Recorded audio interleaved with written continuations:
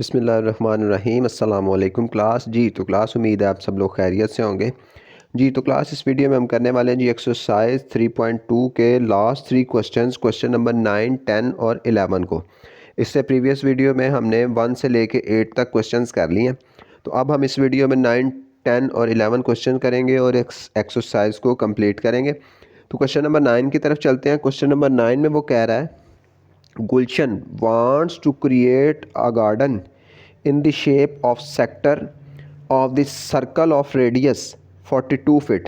वो कह रहा है जी गुलशन जो है ना वो एक गार्डन बनाना चाह रहा है सेक्टर की शेप में, जिसका रेडियस है जी सर्कल का 42 feet and having a centre angle of 120 degree, और उसका सेंटर एंगल जो है वो 120 डिग्री है।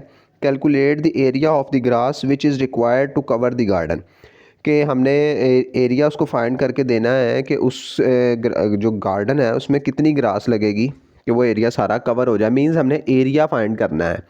तो एरिया के लिए हमने दो फार्मूले पढ़े हैं। तो एरिया का फार्मूला इसमें यूज़ करेंगे। तो सबसे पहले तो हम क्वेश्चन का लिख लेते हैं जो उसने गिवन डाटा हमें दिया है, उसके मुताबिक फिर आगे हम फार्मूले में पुट करेंगे। सबसे पहले उसने हमें क्या दिया है जी, उसने हमें एरिया फाइंड करने के लिए कहा है। तो हम एरिया का ए जो है वो ए एरिया होता है, उसको हमने फाइंड करना है। उसके बाद उसने हमें रेडियस दिया आर 42 फीट। तो लिख लेंगे जी हम आर दिया है उसने जी हमें 42 फीट। तो ये फिट के ऐप से आपने परेशान नहीं होना। ये मुझे अक्सर मैंने पहले वीडियोस में बताता हूँ, मुझे आदत है ऐप को उल्टा लिखने की। तो मैं ना चाहते हुए भी जब जो है ना मैं फिर उल्टा ही लिख देता हूँ।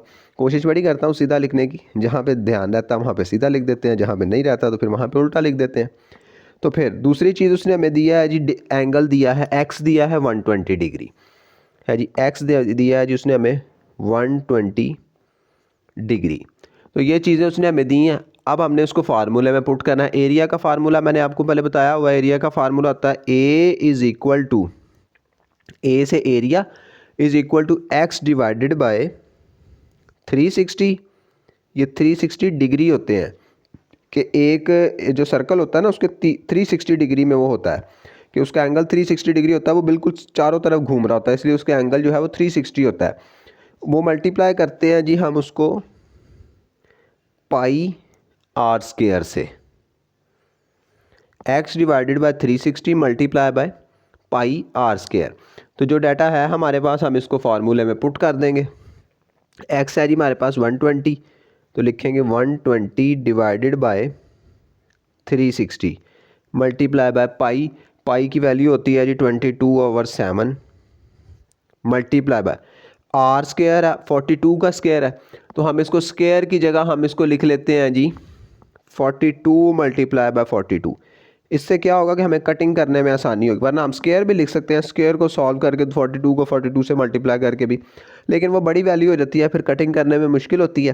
तो इसलिए हम इसको 42 मल्टीप्लाई 42 लिख लेते हैं, बात एक ही है। तो अब हमें इसमें कटिंग करने में आसानी होगी। तो इसकी कटिंग कर लेते हैं। सबसे पहले तो ये 0 इस 0 से कट गया।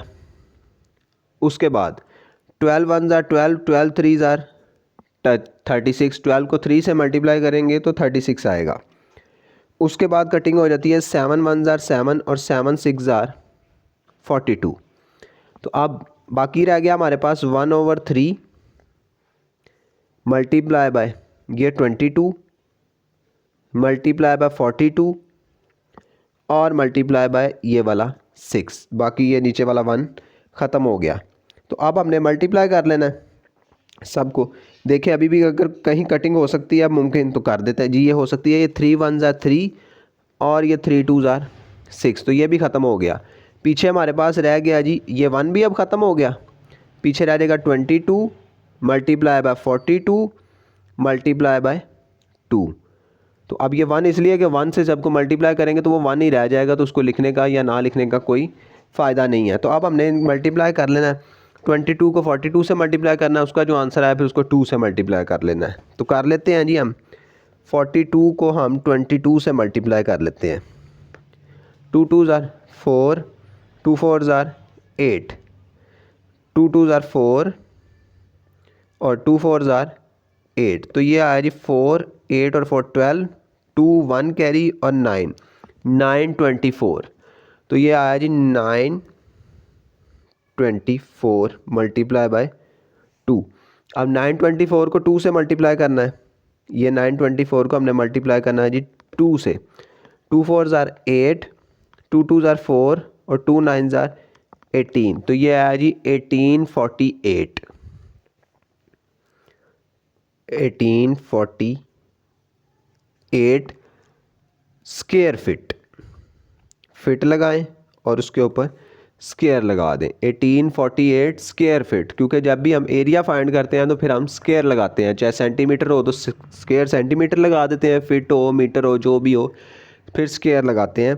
तो ये हमारा आंसर है जी क्वेश्चन नंबर 9 का जी। तो class question number 10, question number 10 में वो कह रहा है a sector of a circle with an area of 26 pi centimetre square, कि उसने कहा है कि एक सर्कल का सेक्टर है जिसका एरिया है जी 26 पाई सेंटीमीटर। अब आपने ये पाई सेंटीमीटर से परेशान नहीं होना, उसने हमें पाई की जो वैल्यू है ना वो उसके साथ ही दे दी है, तो कोई बात नहीं, हम इसको ऐसे पुट कर देंगे।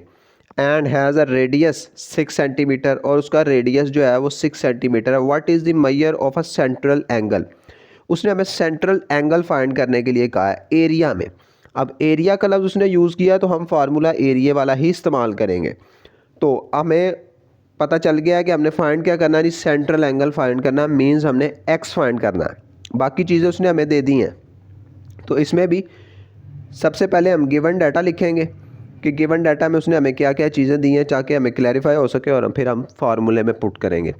सबसे पहले उसने हमें दिया है जी sector circle with an area दिया उसने हमें ए उसने हमें दिया है जी 26 पाई सेंटीमीटर स्क्वायर। उसके बाद उसने हमें दिया है जी रेडियस आर दिया है, r is equal to 6 centimetre.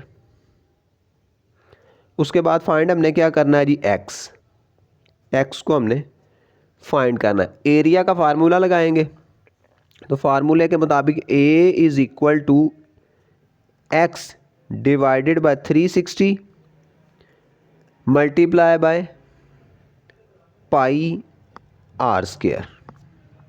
अब चीज़ों को वैल्यूज़ को पुट कर देंगे, ए उसने दिया है तो ए की जगह पे हम ए लगा देंगे जी 26 पाई की वैल्यू लगा देंगे साथ। उसके बाद इज़ इक्वल टू एक्स हमने फाइंड करना तो एक्स ही लिखेंगे डिवाइडेड बाय 360 मल्टीप्लाई बाय पाई की वैल्यू। अब मेरा ख्याल है कि पाई की वैल्यू ना लिखें, क्योंकि इस तरह भी पाई है तो इस तरह भी पाई है, तो हम इधर भी पाई ऐसे ही लिख देते हैं और दोनों की कटिंग करवा देंगे। उसके बाद आर स्क्वायर है, आर है जी 6, तो आर को हम स्क्वायर ले लेते हैं, या आर मल्टीप्लाई आर लिख लें, आपकी मर्ज़ी है। तो मेरे ख्याल से स्क्वायर लेंगे, 36 लेते हैं तो 36 से कट करा देंगे उसको, तो ईजी हो जाएगा। तो हम लिख लेते हैं जी मल्टीप्लाई 6 का स्क्वायर। आपने ज़रूरत के मुताबिक कर लेना है, अगर आप इजीली कट कर सकते हैं स्क्वायर की मदद से तो आपने स्क्वायर बना लेना है। अगर आप 6 मल्टीप्लाई 6 लिख के आपकी कटिंग हो रही है तो आपने 6 मल्टीप्लाई 6 लिख लेना। आपने काम को मुश्किल नहीं करना, आसान से आसान तर करना है कि आपका आंसर बिल्कुल ठीक आए। तो उसके बाद देखें जी, ये पाई और ये पाई आपस में कटती हैं, क्योंकि इक्वल है बीच में, तो ये आपस में कट जाएंगी। ये वाला पाई का साइन इस वाली पाई की वैल्यू से कट गया, पीछे रह गया जी 26 is equal to x divided by 360 multiply by 6 का स्क्वायर होता है जी 36, 6 को 6 से मल्टीप्लाई करें तो 36 आता है। तो अब इसकी यहाँ पे कटिंग करानी है, यहाँ पे करा दें, उस तरफ ले जाके करवानी है तो उस तरफ करवा दें, ये आपकी मर्ज़ी है। तो हम यहीं पे करवा देते हैं, 36 1 ज़ा 36 और 36 1 ज़ा 36, ज़ीरो नीचे उतर के इसके साथ आ जाएगा, 10 बन गया ये। तो पीछे रह गया जी 26 is equal to x divided by 10। अब ये 10 इधर डिवाइड हो रहा है, उस तरफ जाएगा तो मल्टीप्लाई हो जाएगा, 26 multiply by 10 is equal to x. अब 26 को 10 से मल्टीप्लाई करें, 0 0 ही आएगा दोनों तरफ, 1 6 6 और 1 2 2, तो ये है 0 6 2 260। 26 को 10 से मल्टीप्लाई करेंगे तो वो आता है जी 260 इज़ इक्वल टू एक्स। तो ये हमारे पास x आ गया 260 डिग्री। तो हम और लगा के इसकी तरतीब सीधी कर देते हैं, x is equal to 260 degree. तो ये हमारा आंसर है क्वेश्चन नंबर 10 का। अच्छा, यहाँ पे एक चीज़ आपको बताता चलूँ कि बुक के पीछे जो आंसर लिखा है वहाँ पे लिखा हुआ है जी 2600।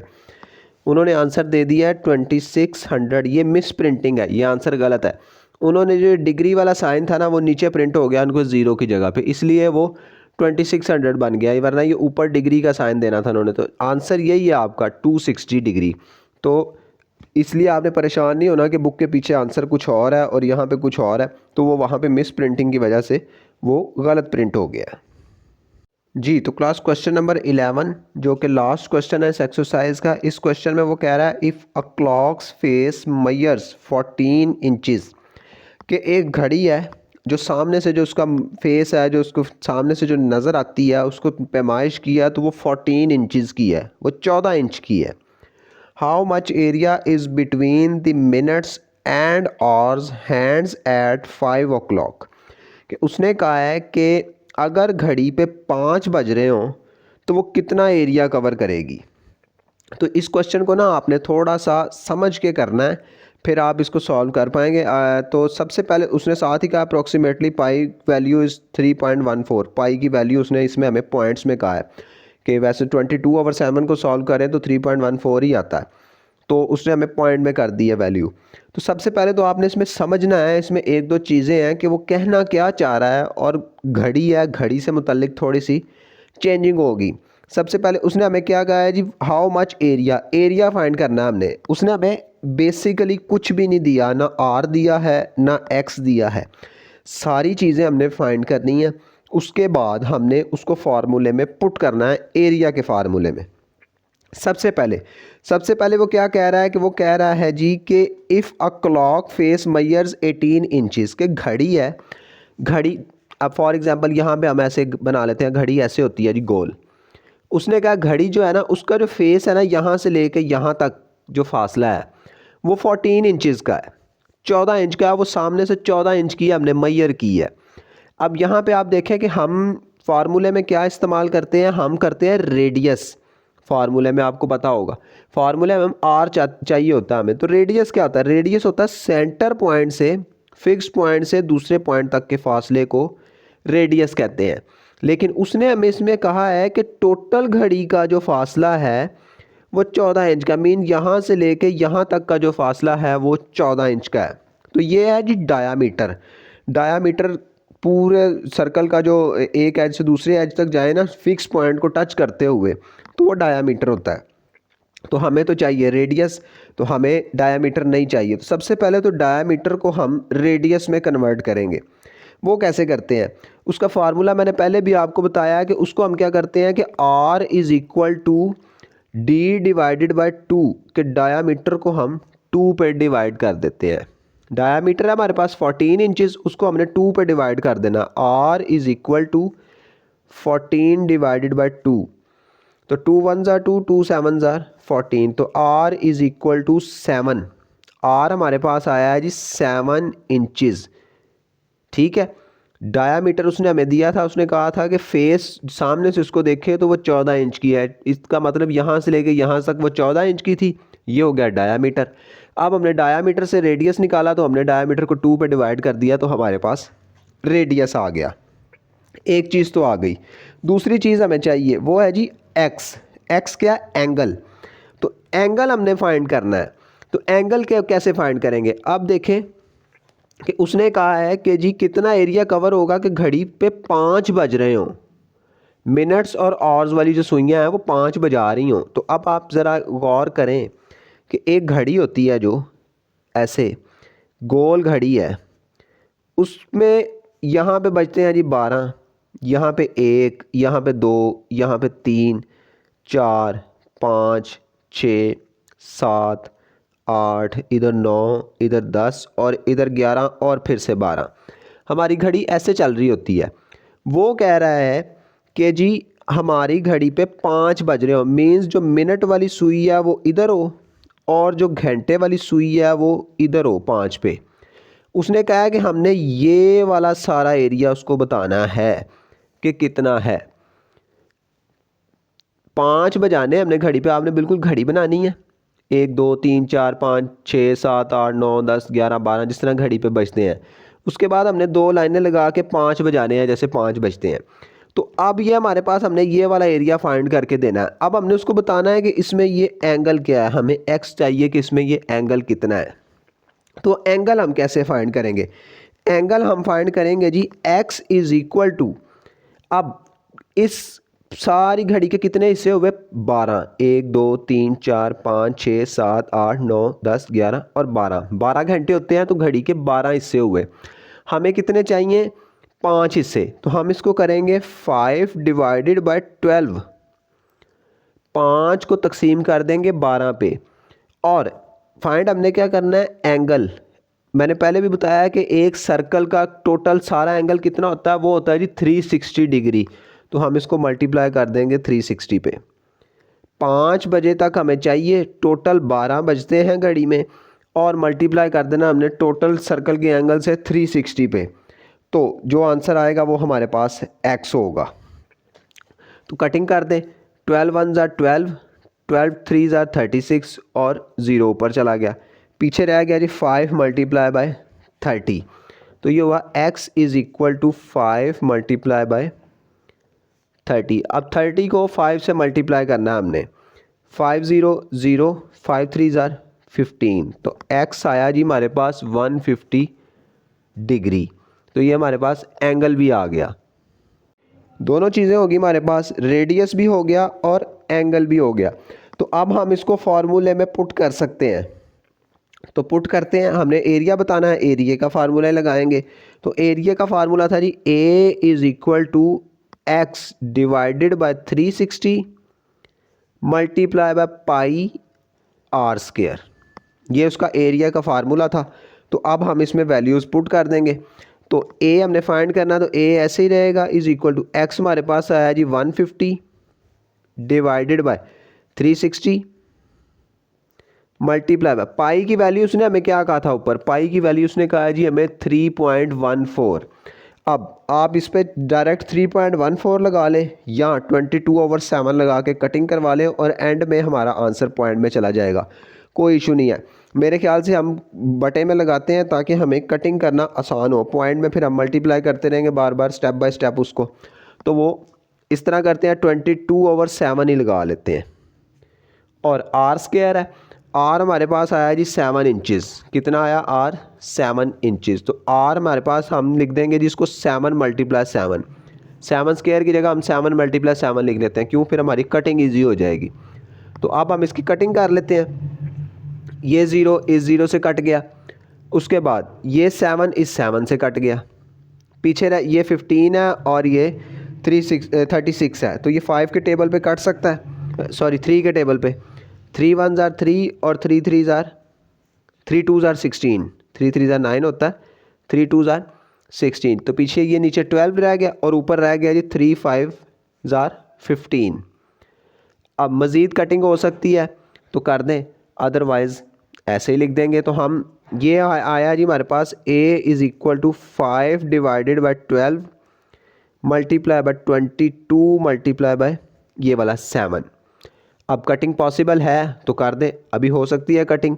2 6 ज़ा 12, 2 1 ज़ा 2 और फिर ये भी 2 1 ज़ा 2। तो पीछे रह गया हमारे पास 5 divided bye 6 multiply by 11 multiply by 7। तो अब हमने इसको मल्टीप्लाई कर देना। 7 को 11 से मल्टीप्लाई करेंगे तो ये हो जाएगा जी 5 मल्टीप्लाई बाय 7 1 ज़ार 7 और फिर 7 1 ज़ार 7। तो ये हो गया 77 डिवाइडेड बाय 6। अब ऊपर वाली दोनों को मल्टीप्लाई करें और 6 पे डिवाइड कर दें। तो 77 को 5 से मल्टीप्लाई करें, 77 को हमने मल्टीप्लाई करना है 5 से। 5 7 ज़ार 35, 5 3 कैरी, 5 7 ज़ार 35 और 3, ये हो गया जी 38। तो ये आया 385। तो आया हमारे पास 5। नेक्स्ट पेज पे चलते हैं। 77 को 5 से मल्टीप्लाई किया तो वो आया जी 385। नीचे आया जी हमारे पास डिवाइड में 6। अब हमने 385 को 6 पे डिवाइड करना है, तो डिवाइड कर देते हैं। 385 को हमने 6 से डिवाइड करना है। तो फर्स्ट टू 6 आर 36 हो जाएगा। 38 में से 36 गए, पीछे रह गया 2 और 5 नीचे आ गया ऐसे ही। तो पीछे आ गया जी 25। तो अब 6 4s आर 24, तो 6 4s आर 24। 25 में से 24 लेस किया तो पीछे रह गया 1। अब छोटा हो गया तो पॉइंट लगाना पड़ेगा, पॉइंट लगा के फिर हम 0 लगा लेंगे। तो फिर से 10 है, 6 1s आर 6, 10 में से 6 लेस किए तो पीछे 4, फिर 0, ये बन गया जी 40। अब फिर 6 6 आर 36, 6 7s आर 42 ज़्यादा हो जाएगा, तो 6 6 आर 36, फिर लेस करेंगे तो पीछे 4। अब ये इसी तरह चलता जाएगा। तो पॉइंट के बाद हमारे पास 2 डिजिट हो गए हैं, 64.16। तो ये हम आ गया जी 385 को 6 पे डिवाइड करें तो आता है 64.16 स्क्वायर इंचेस। तो ये हमारा आंसर है जी क्वेश्चन नंबर 11 का। इसके साथ ही हमारी एक्सरसाइज कंप्लीट हो गई।